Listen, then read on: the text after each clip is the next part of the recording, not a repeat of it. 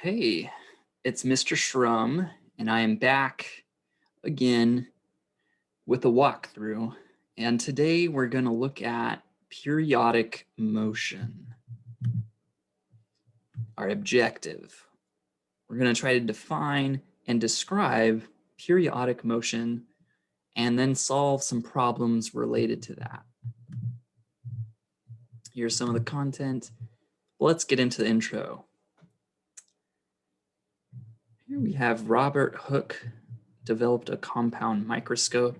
It's an interesting old school microscope back in the day. Throughout history, many people have paved the way for scientific discovery. And the man, Robert Hooke, was probably one of the most notable scientists from that century, 1600s to 1700s. He was considered a true Renaissance man, and that means he was kind of good at everything.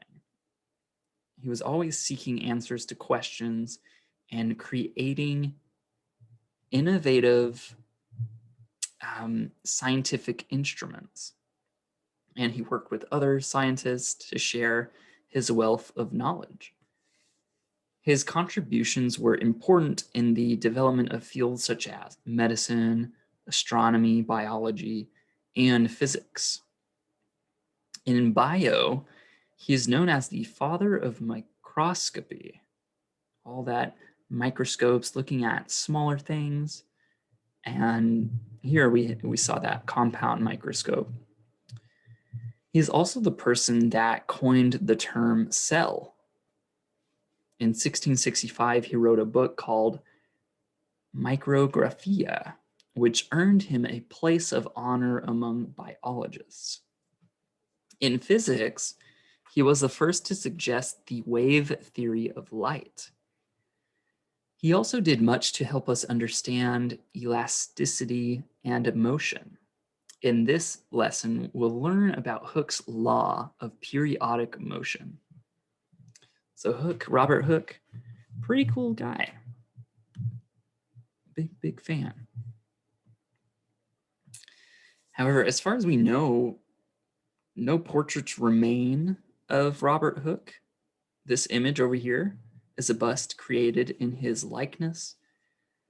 Actually, very little physical evidence exists to prove he ever lived. This oddity is a result of his professional rivalry with Sir Isaac Newton. Most of us have heard that name before, Newton, but less so with Hooke. History books tell us that Newton borrowed many of Hooke's ideas without awarding him due credit.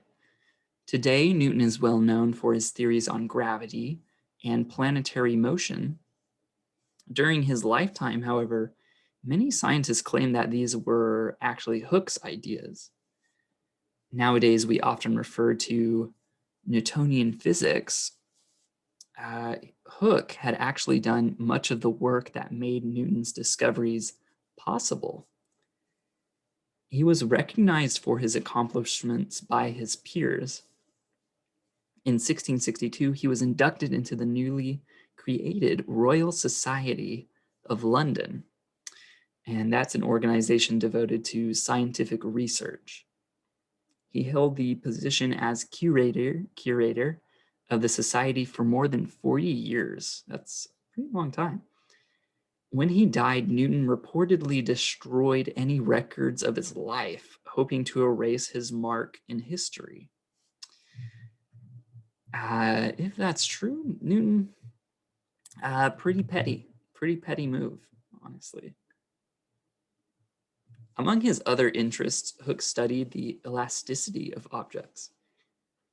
He conducted experiments with springs, wires, and coils.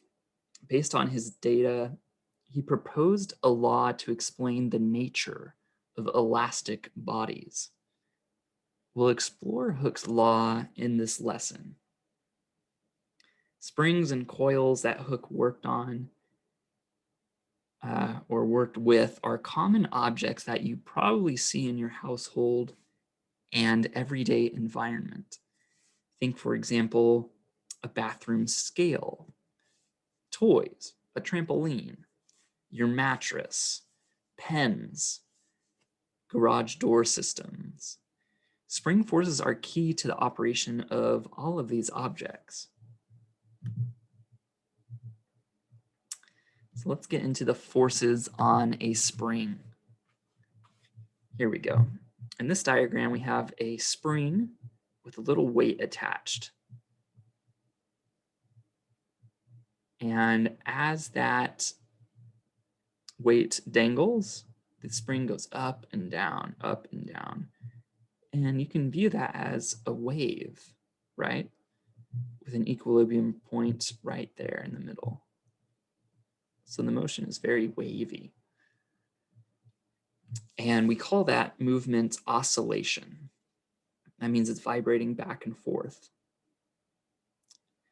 in a regular cycle with equal time intervals. And that's called periodic. In periodic motion, an object has one position where the net forces equal 0 and the object is in equilibrium, right there. If the object is pulled away from the equilibrium position, the net force is no longer 0, and the object will attempt to return to that equilibrium position. In the process, it passes that equilibrium position with a certain velocity, then it reverses the direction. This pattern of motion is repeated back and forth, and is called simple harmonic motion. Let's look at some variables that help us understand this motion. Think about a spring hanging vertically from a block. Its length is the equilibrium position.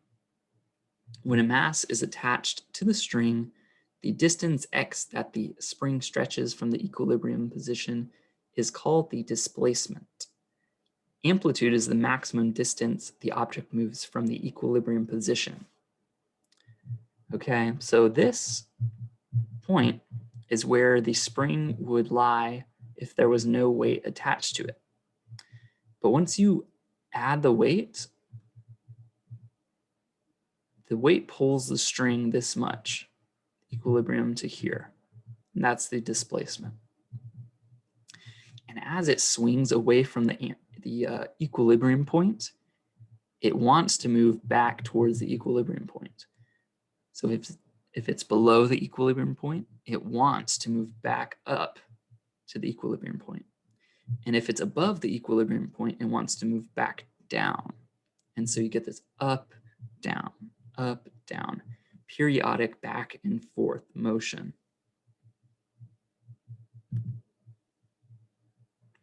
And here we see this video. The time it takes for an object to complete one full cycle of the periodic motion is called appropriately a period, or the period. The symbol used for period is t, like time, and it's measured in seconds. Sometimes you'll see it expressed as seconds per cycle. To calculate period over multiple cycles, we divide the number of seconds by the number of cycles completed. Period equals time divided by cycle. The inverse of the period, or the opposite, right, is called the frequency. It's also a measurement associated with periodic motion. The frequency is the number of complete cycles an oscillation makes per second. The unit for frequency is a hertz, and that is an inverse of a second. This unit translates to second to the -1 power, but it's sometimes expressed as cycles per second. Hertz is easier. The inverse relationship between these two variables is shown here. So inverse just means it is 1 over that other variable. So the period equals 1 divided by the frequency, and frequency equals 1 divided by the period, okay? So time divided by cycle, and then frequency is cycle divided by time. Okay, you're just flipping them. So, for example, if a block is connected to a spring and takes 20 seconds to make 10 oscillations, what is the period and frequency of oscillations for this system? So remember, period is time divided by cycle. So we're given 20 seconds for time divided by 10. 10 oscillations, that's 10 cycles. So 20 seconds divided by 10 equals 2 seconds for period. So that means every 2 seconds, there's an oscillation. Frequency. Now remember, that's 1 divided by the period. And we just calculated the period to be 2 seconds. So that is 1 divided by 2 seconds, which is 0.5 hertz. Okay? Okay. So if you calculate one, it's easy to calculate the other because it's just 1 over the other variable. And we refer to the forces acting on the spring depending on what it's doing. So here's the spring with no force on it. But if it's stretched past the equilibrium point, that is a stretching force.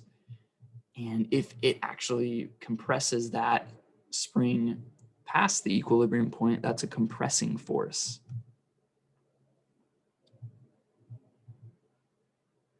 So image A, no net force. It's neither stretched nor compressed.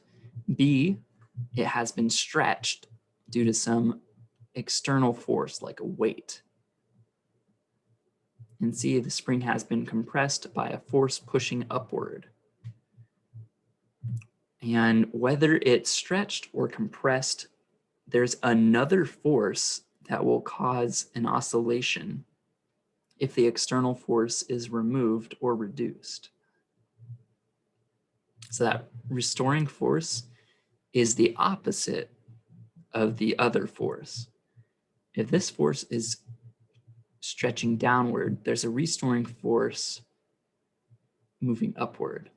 If this compressing force is pushing upward, there's a restoring force pushing downward, okay? Restoring force is opposite of the other force. So in these images, image A, there's a spring with no net force acting on it, and it's resting at its equilibrium point. 0 meters, nothing's going on. In image B, a mass, M, is hanging from the spring, applying a downward force of mass times gravity, mg. This force stretches the spring to a distance x meters beyond its unweighted equilibrium position. That is its displacement.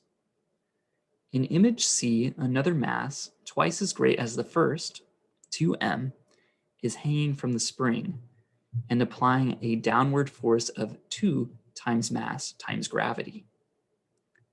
This force stretches the spring to a distance 2 times meters beyond its unweighted equilibrium position. Again, that is the displacement for the spring. It seems like there might be a simple linear relationship here between force and displacement. That relationship is exactly what Robert Hooke observed. So there's a simple linear relationship between force and displacement. And in this next slide, Hooke's law states that the force exerted by a spring is equal to a quantity called the spring constant multiplied by the distance the spring is stretched or compressed from its equilibrium position. In this equation, F is the restoring force exerted by the mass on the spring. The units are newtons. The variable K is the spring constant, measured in newtons per meter, or Newton per meter. It describes the stiffness of the spring. The larger the spring constant, K, the stiffer the spring will be, and the larger the restoring force. Most, but not all, springs obey Hooke's law. Those that do are called elastic springs. The variable x is the displacement. That's the distance from the equilibrium position, and that's measured in meters. Displacement can be positive or negative.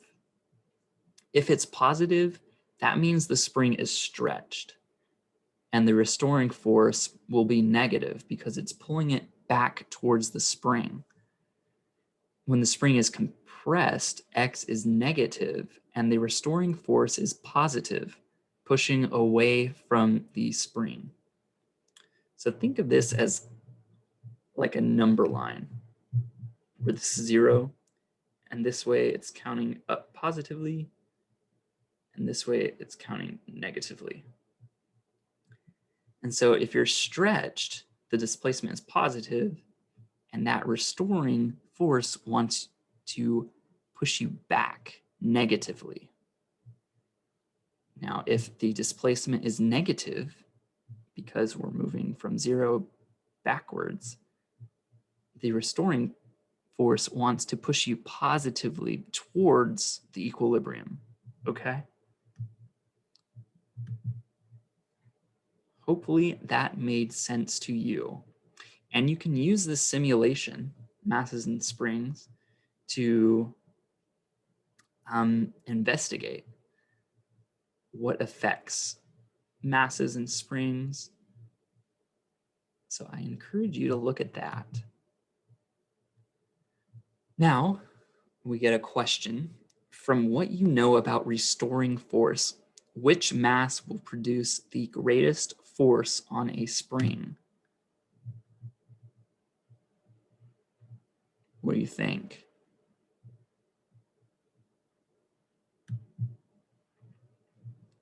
Well, the largest mass would create the greatest displacement.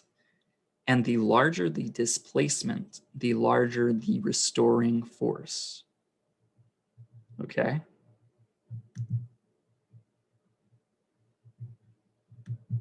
Now moving on to potential energy. As we've learned from Hooke's law, F equals negative kx, there's a direct relationship between displacement of the mass on a spring and the spring's restoring force in the opposite direction. As the spring stretches down from the mass's gravitational force, the restoring force upward increases linearly. So it's just directly related to the displacement. There's a direct proportionality between these variables. As one increases, so does the other. As it decreases, so does the other. But they're always working in opposite directions. In the oscillating spring shown here, as the displacement distance x increases, the upward force increases. That opposing force slows the downward motion until the motion stops at the bottom point of the oscillation. Then the force continues to accelerate upward. Later at the top of the oscillation, there's no upward force due to spring extension. The force of gravity now reverses the mass's direction, and the oscillation continues down, then up again. So at that bottom part, there's an upward motion. It stops that downward motion and then reverses it. So stops, reverse. Down, that upward motion pushes it back up, pushes it back up, pushes it back up.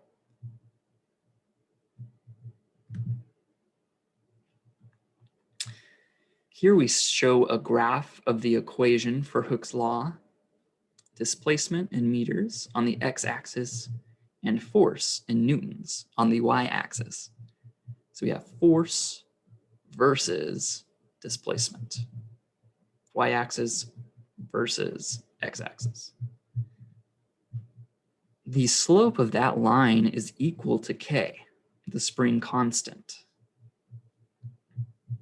The area under the curve is equal to the work necessary to stretch the spring. This is the elastic potential energy that is stored in the spring. Using geometry and the rules for calculating the area of a triangle, we can actually derive the formula for potential energy of the spring. Potential energy SP, PESP. Recall that the area of a triangle is half the base times the height. 1/2 base times height. If the base of the triangle is x, the displacement, and the height is force, we can replace force with kx. Remember? Force equals kx. That negative sign just refers to the direction.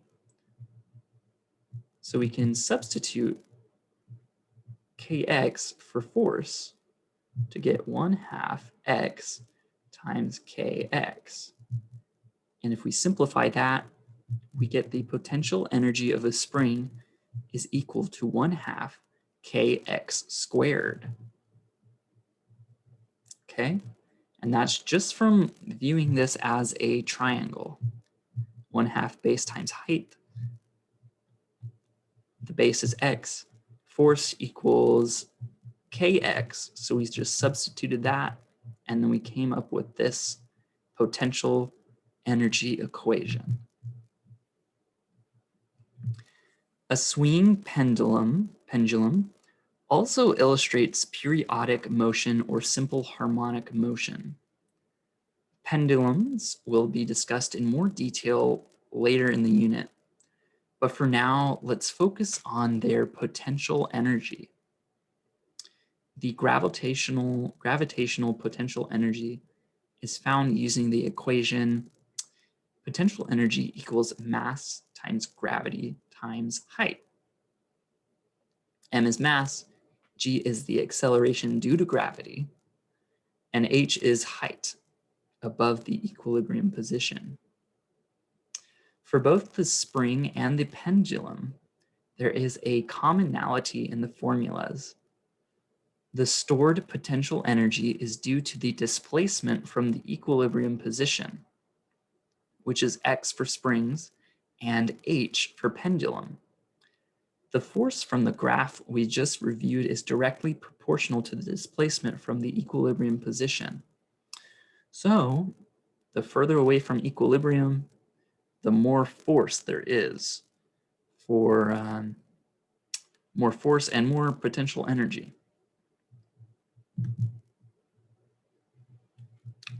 Here we go. Drag the tile to the category in which it fits.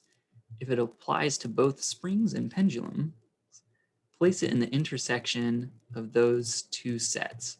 Drag the items on the left to the correct location on the right. So remember A.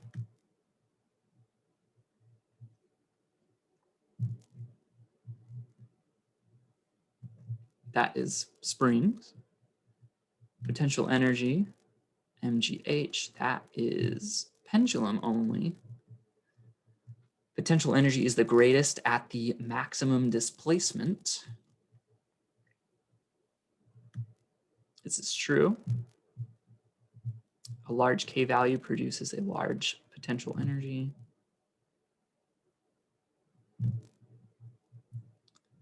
That's only with springs. And then potential energy is lowest at the equilibrium position.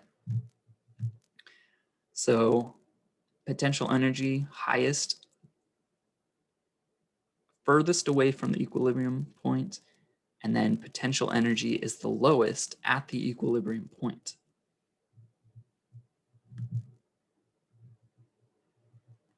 Kinetic and potential energy. So here we have that simulation again, but given different prompts. I encourage you to open that up and play with it.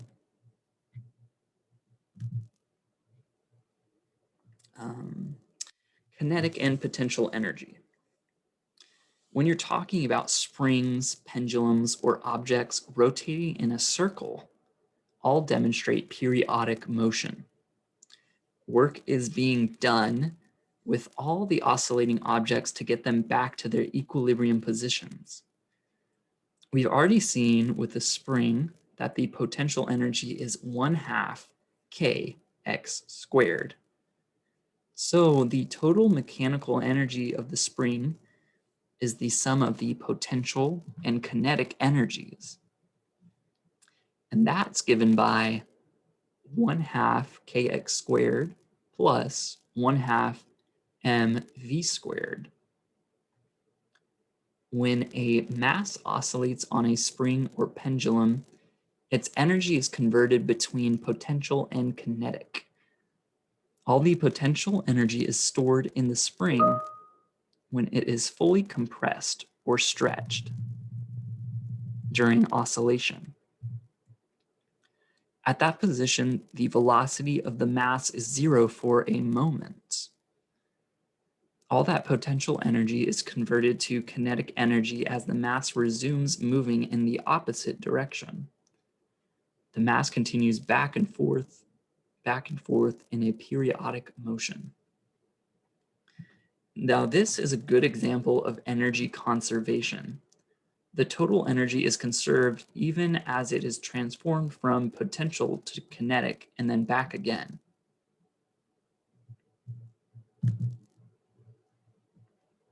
So in this swing simulation, you can see how at the height of the swing, that's when there's the most potential energy.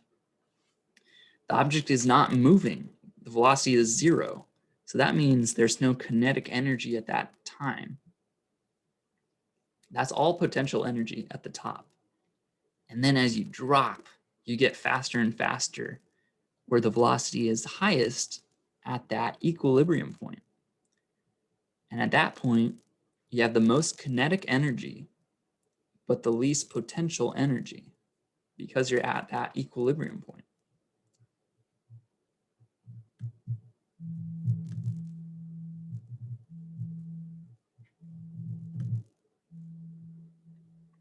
And I'll go through the summary. In this periodic motion lesson, you do see this every day. You explored periodic motion in concrete ways with a simulation and digital video analysis experiment. You're also now familiar with forces and behaviors of springs and pendulums. Let's look at one example of spring behavior mentioned in the introduction, a scale. If you go to a doctor's office and you get on a scale, that's an example. In a grocery store, many foods are sold based on their weight.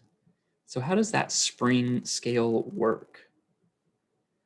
Well, let's say you go to the store to buy pears.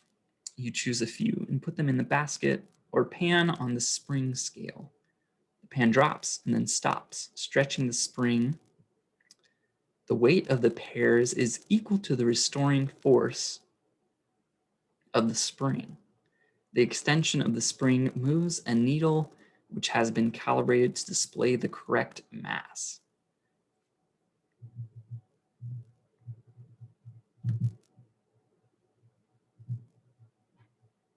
Now here's the sum of what we studied in this lesson.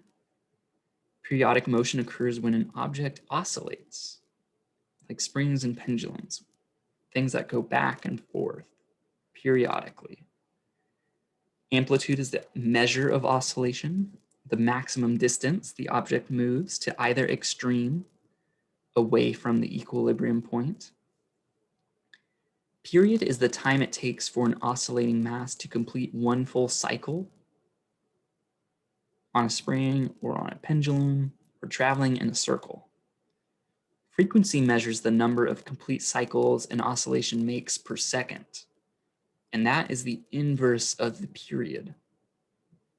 We also learned about Hooke's law, F equals negative kx, where k is the spring constant and x is the displacement.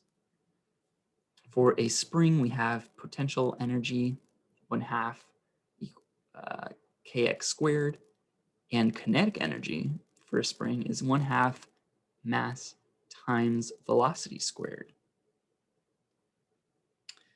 Now, total mechanical energy of periodic motion is conserved in the absence of friction.